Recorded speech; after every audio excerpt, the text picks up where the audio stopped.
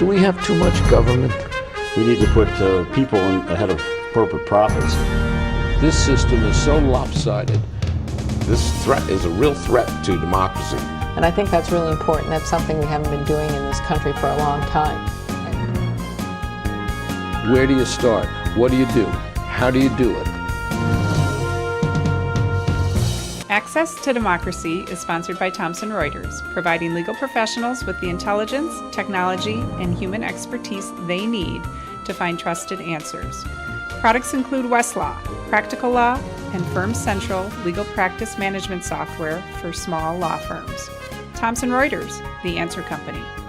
Online at thomsonreuters.com. Access to Democracy is made possible in part by a donation from Firefly Credit Union. Firefly is the new name of U.S. Federal Credit Union, which has proudly served the financial needs of the Greater Twin Cities community since 1925. At Firefly, we guide our members forward and give them the power to chase dreams by delivering the financial solutions they need to get ahead. From checking accounts to mortgages, we'll light the way. We are Firefly Credit Union, and this is Life Illuminated. And Dr. Charles Crutchfield of award-winning Crutchfield Dermatology in Eagan, acknowledged as one of the nation's best physicians. A Minnesota native who trained at the Mayo Clinic, Dr. Crutchfield personally treats all patients and states that experience counts and quality matters. Crutchfield Dermatology. Look good, feel great, with beautiful skin.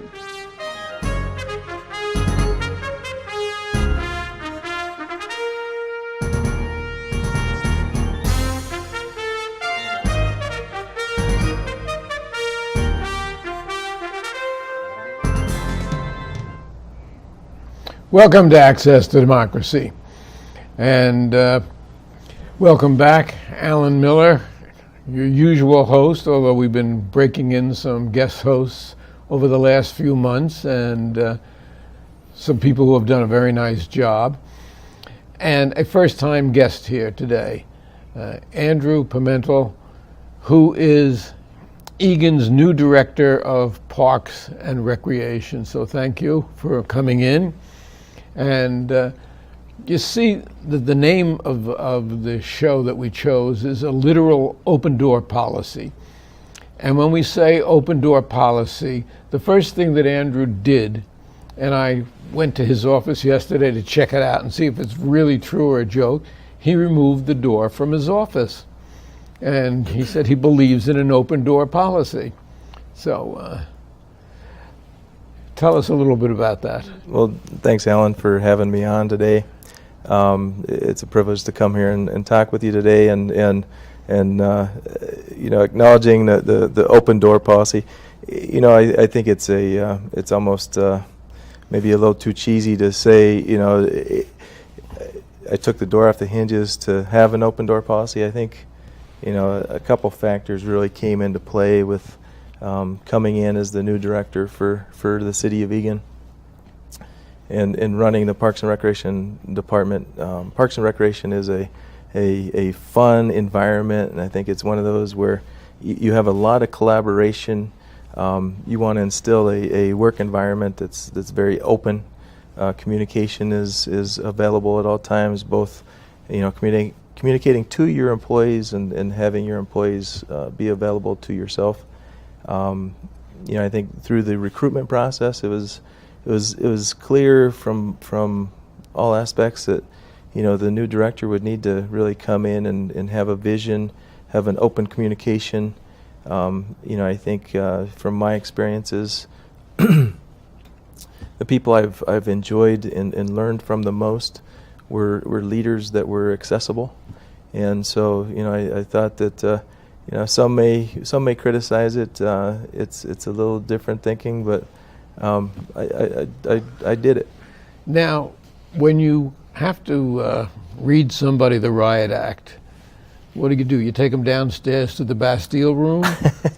Well, you know, the police department is, all kidding aside, when those times will happen, and that's a part of doing business, is you have to have the uncomfortable conversations sometimes. You know, there at City Hall, there are private conference rooms that we can do that, or we can go for a walk. I told Dave Osberg, our city administrator, that I'll just take an employee for a walk if I have to have that tough conversation. And he goes, well, nobody's going to want to walk with you after I was going to say preferably not in February, though. But, true, very true. So give us a little background as to how you got into this business. And I know that your wife, Kristen, is a native Minnesotan. You are not, but you will be shortly. Correct. One winter and you become a native Minnesotan. Well, we've actually been here since 2013. My background, I'm a Coloradoan. Reigning Super Bowl champions, go Broncos. Soon to be Super Bowl champions, Minnesota Vikings. I was going to say you keep that go Broncos quiet around here. I'm bringing the Super Bowl mentality with me here to Minnesota. Good. So you can expect some good things to happen here soon with the Vikings. Their relationship new with the city of Eagan too is very exciting. Back to getting into the world of parks and recreation. My studies were in exercise science and sports medicine. Went on, became a certified athletic trainer. Got my degree. Went ahead and got into a master's program there at Colorado State. Finished with my master's degree and just kind of had the door open in terms of what my career might, what route it might go. And just happened to land into an assistant manager position at a recreation center. And so that was back in 99, and it's blown up since then, and had a chance to work for really one of the top award-winning, speaking of nationally recognized park and recreation districts in the South Denver area with South Suburban Parks and Recreation. Worked there for 8 years, and really my mentor Dave Lorenz, and he's like the godfather of Parks and Recreation in Colorado. Even I have heard that name. He's known nationally, even somewhat internationally, and he was in the business for 45 years, leading that organization and doing amazing things. Very traditional stuff, but also outside the box acquisitions of properties and growth of that park district. And you got yourself certified nationally? 2005, got my National Certified Parks and Recreation Professional certification through NRPA, which is the National Recreation and Parks Association. Actually, here in 2 weeks, I'm sitting for a upgrade to that as a Certified Parks and Recreation Executive. Ironically, there's only 3 people in the state of Minnesota that have that CPRE designation, so I'm hoping I'm number 4. My wife is also in the field of Parks and Recreation, and that's actually how we met. And she works for the city of Minnetonka, and as a program and facility assistant manager, and loves what she does, and it makes for interesting conversation sometimes at home because we can't. I would think so. It's always around parks and recreation. So you have 3 daughters also? I do. We have 3 daughters together. A set of twins that are turning a year old next week, and then a 4-year-old that seems like she's going off to college next month. That could be. Very mature and very. She's quite the drama queen. So you come into Eagan, which, to my way of thinking, is not only one of the best cities in the country and certainly recognized as such, but also a city that has so many parks, so many recreational areas, so many lakes. Mm-hmm. And what's your appraisal here after being here in your position for only a couple of months? It's a great question, Alan. Even backing up 6 months ago when this position was first opened up and the recruitment process began, I've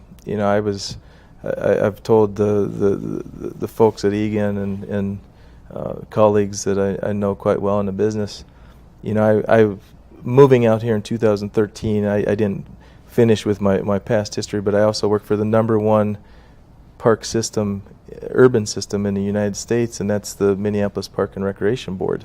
for the last 4 years running. They've been the #1 system in the United States. So coming out here, working for them, I learned a lot as well. I was waiting for the right opportunity. I wasn't just going to take a director job anywhere. I really wanted to find that place that had the inventory of people in the past that had put together their vision and created a very nice network, a very nice balance of parks, trails, facilities. Eagan has a nice balance, and so it was very intriguing to go through the process, and it was very, I answered a question previously that, the city ended up choosing me as their director, but I really chose the city of Eagan to even apply for the position because it was that attractive with regards to where it is today, but also where we can take it, I think, in the future. And you come on at a really interesting time, certainly, and we'll talk about some of them, but we have the Outlet Mall, which has certainly enhanced Eagan tremendously. We have Cascade Bay, which falls directly under your aegis, and probably one of the outstanding, if not the outstanding, park of its type in a city. Certainly in a city this size. Right. We have the Vikings who are moving in and just changing the whole direction of an area that's fallow since Northwest Airlines moved out. So there are some challenges. Challenges, but exciting opportunities at the same time. The addition of the outlet malls, the redevelopment that's going on just right there in Central Commons, right next to the Eagan Community Center. That's I guess that was the old Lockheed Martin site, I guess. Yeah. I'm maybe a little. I think that was the Lockheed Martin site, and then behind it was Northwest Airlines. Right, and so there, that area is being redeveloped as another shopping and a service district with medical offices and whatnot. The Vikings development is very exciting. It's something that coming from, again, Denver and South Suburban with the Denver Broncos. The South Suburban Park and Recreation District had a practice bubble that the Broncos used in transition before building their practice facility in Dove Valley. So knowing the complexity of that issue, the complexity, if you will, of the National Football League, it brings a lot of excitement to the city. It's going to bring a lot of attraction. Are putting up what in effect is a small city within the city. I mean, if their plans through now in 2018 hold firm. Yeah. In phase one with their practice facility is really, as I understand it, 40 acres of the total 200 acres of development that will be finalized, and the 2018 segment is really that first 40 acres. And then, down the road, we'll see additional development of that whole area up there in northeast Eagan.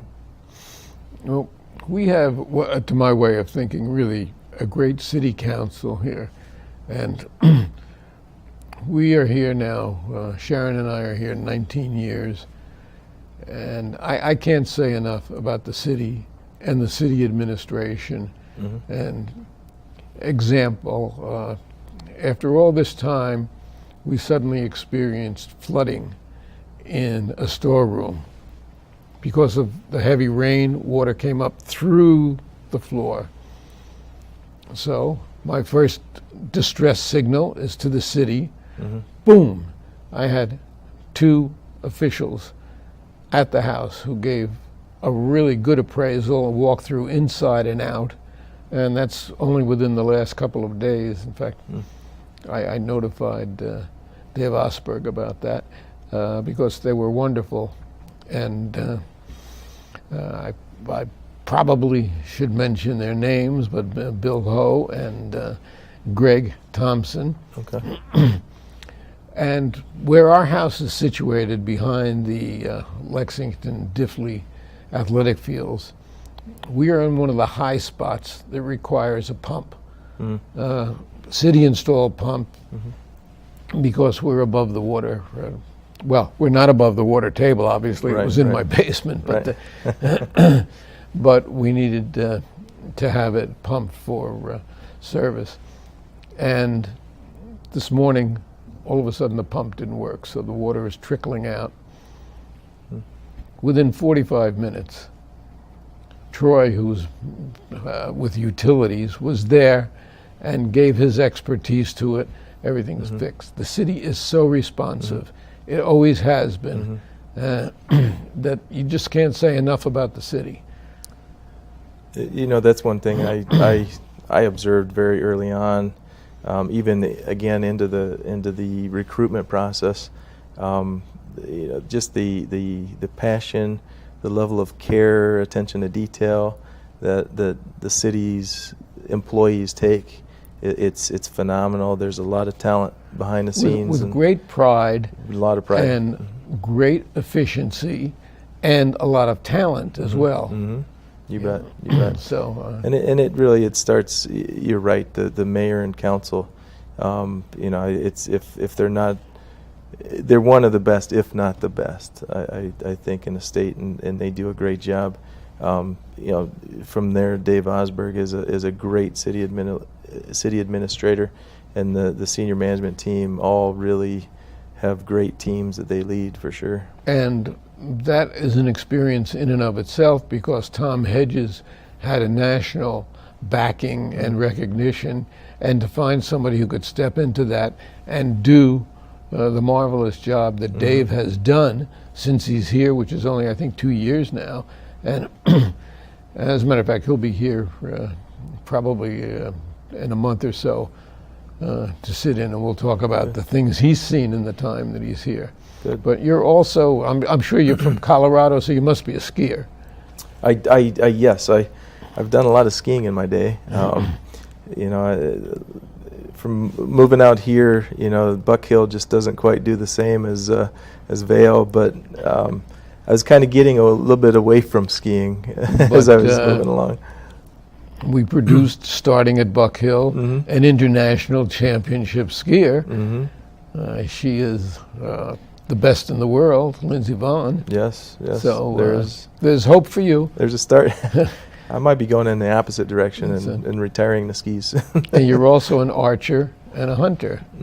And both those facilities, well, we have the archery facility at Walnut Hill, as we discussed briefly, and hunting, we have deer in my backyard, but please don't shoot them. And so you're getting yourself comfortable here, and what do you see down the road? So you know, with respect to Parks and Recreation in Eagan, we're working with our Advisory Parks and Recreation Commission right now, going around and looking at a lot of our infrastructure and smaller park buildings and pavilions that were all built in a relatively short period of time in the mid to late 80s, early 90s. And you know, if you start adding up the years, they're getting near their end of the life cycle, and so we have infrastructure problems. So you know, we're really looking at how do we prioritize our capital investment dollars to rebuild some of the infrastructure that's there, evaluate use of what currently is there, and is there a new purpose with today's parks and recreation? What was built 20 years ago may not fit what is popular and what the trends are today. Perfect example is Ultimate Frisbee. Yeah. I mean, there's a field right near me for Ultimate Frisbee. Yep. 20 years ago, we didn't know what Ultimate Frisbee was. Right. And right. Yeah. It's. And I'm still not sure. I know my dog tosses this thing, and I go and get it and bring it back in my mouth. But I think that's just plain Frisbee. Yeah. That's. She's a Ultimate clever dog. takes it to another level, right? Yeah. And you know, it's think of it like soccer with a Frisbee.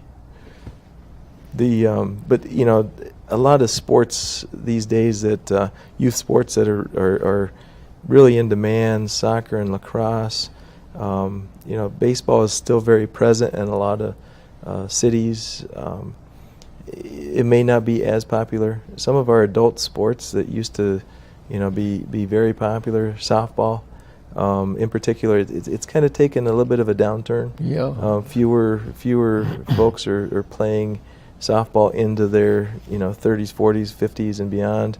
But they might be playing rugby. They might. We have rugby's picking up in popularity. And kickball is very, very popular in a lot of places. Dodgeball. Some of the games that we played as kids are coming back as adult sport opportunities. So so it's going to take a little bit of time, a little bit of effort to look at, you know, where do we need to really invest those dollars to continue keeping the Eagan Park and Recreation System very strong. Now, there's something called the Eagan Forward Initiative. Tell us what that is and what it means. Okay, I hope being here 2 months I can do the proper justice for this project. It was really a vision, I believe, of our mayor and council. Initiated, they brought in a consultant, came in and kind of kicked off really what is a community-driven, volunteer-led focus group process where you know, there's right now there's 8 different teams that are looking at really what can be done to make Eagan more welcoming, what can be done to make it more friendly and supportive for senior populations, what can be done to increase the amount of restaurants and retail opportunities in other development, what can be done to support the arts in Eagan. You know, family and kids amenities is another group that's been doing a lot of work, and you know, this is really a grassroots effort, and it's amazing to see. You know, I think from a staff's point of view, it's refreshing to see the passion and involvement of these residents of the city of Eagan kind of coming together in this large visioning effort. You know, a lot of what they're putting together is really meant to help steer us over the next 20 years. Well, people just have pride in the community here. You bet. And it shows in so many ways. You bet. And that effort really, I think, kind of brings it all together and shows the overall impact of what a community can do when they come together like that. So looking forward is really looking down the road. It is, yep. And where we are today and what we will need 20 years from today. Yep. Yeah, absolutely. Yep. Yeah. So that's got to be a big focus for you, stepping in to that, and certainly in terms of looking at our different facilities. Yeah, it's helped because as I've come in and tried to put, you know, I've tried to visit all of our parks and kind of just put a outsider's view on it. I've listened to what staff is telling me, but then here's an effort that's going on that's really allowing us to see really what the community's saying about our stuff as well. So it's a nice opportunity for me to learn through all that. Typical, another example I can give you of about 6 years ago, a former dog who was passed on got out in the middle of in fact it was in 2011, that horrible winter, and got out, didn't know where he went. So I went in search of him, and by car. I pulled into the Lexington Dithley athletic fields, which is right behind our home, and which he used to love to cavort in. And it hadn't been plowed yet. I got stuck. So what do? I called the police. One of the officers responded, they had other things to do also, but he responded. And I was starting to dig myself out. And he said, no, I don't want you doing that. I need the exercise, and I don't want you to have a heart attack. And that officer spent a half an hour digging my car out so that we could get it out. I mean, that just is another way of typifying the city that you are becoming a part of, and that I can see that you're going to be very comfortable with. It's an incredible city to live in. And they probably ought to use me for a commercial. But Sounds like it.